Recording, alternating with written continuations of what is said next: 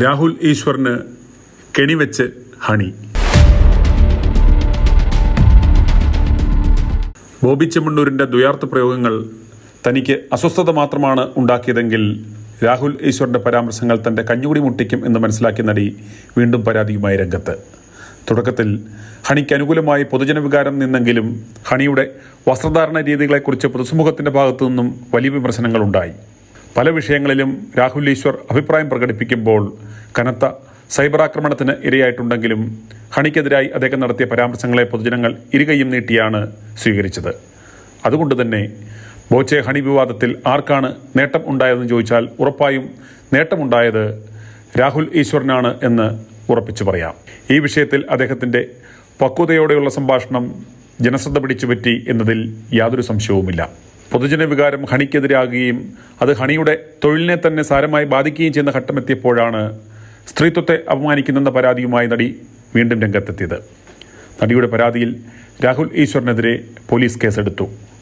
നടി വ്യാഴാഴ്ച നൽകിയ പുതിയ പരാതിയിന്മേലാണ് BNS 79 IT ആക്ട് 67 പ്രകാരം എറണാകുളം സെൻട്രൽ പോലീസ് കേസെടുത്തത്.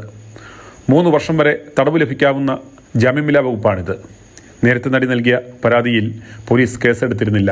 ബോബി ചെമ്മണ്ണൂരിന് പിന്നാലെ രാഹുൽ ഈശ്വർ നടിക്കെതിരെ മോശം പരാമർശങ്ങൾ നടത്തിയെന്നായിരുന്നു പരാതി. നടി ആദ്യ പരാതി നൽകിയതിനെ തുടർന്ന് രാഹുൽ ഈശ്വർ മുൻകൂർ ജാമ്യം തേടി ഹൈക്കോടതിയെ സമീപിച്ചിരുന്നു.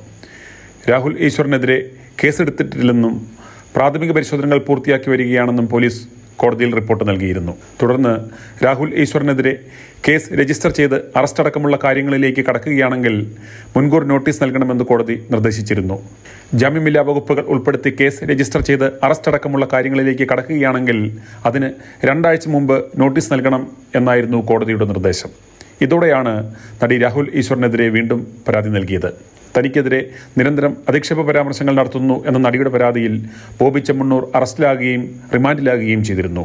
ഈ സമയത്താണ് നടിയുടെ വസ്ത്രധാരണ രീതിയെക്കുറിച്ചുള്ള രാഹുൽ ഈശ്വറിന്റെ പ്രസ്താവനകളും ഉണ്ടായത്. രാഹുൽ ഈശ്വർ നടത്തിയ പരാമർശങ്ങൾ ഒന്നും തന്നെ പോലീസിട്ട സെക്ഷനുകൾ അട്രാക്ട് ചെയ്യുന്നതല്ല എന്ന് ജുഡീഷ്യൽ മൈൻഡുള്ള ഏതൊരു ന്യായാധിപനും മനസ്സിലാക്കാവുന്ന കാര്യങ്ങളാണ്.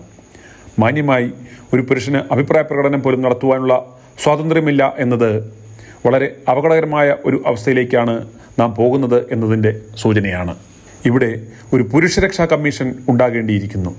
കൂടത്തായി ജോളിക്കും കാരണപർവ്വതക്കേസിലെ പ്രതി ഷെറിനും കഷായം ഗ്രീഷ്മയ്ക്കുമൊക്കെ ലഭിക്കുന്ന പരിഗണനയുടെ ചെറിയ ഒരംശമെങ്കിലും പുരുഷന്മാർക്കും ലഭിക്കേണ്ടേ? i2i News, an eye for truth. i2i News subscribe ചെയ്തിട്ടില്ലാത്തവർ ഇപ്പോൾ തന്നെ സബ്സ്ക്രൈബ് ചെയ്യുക. നോട്ടിഫിക്കേഷൻ ലഭിക്കുവാൻ ബെൽ ബട്ടണും അമർത്തുക.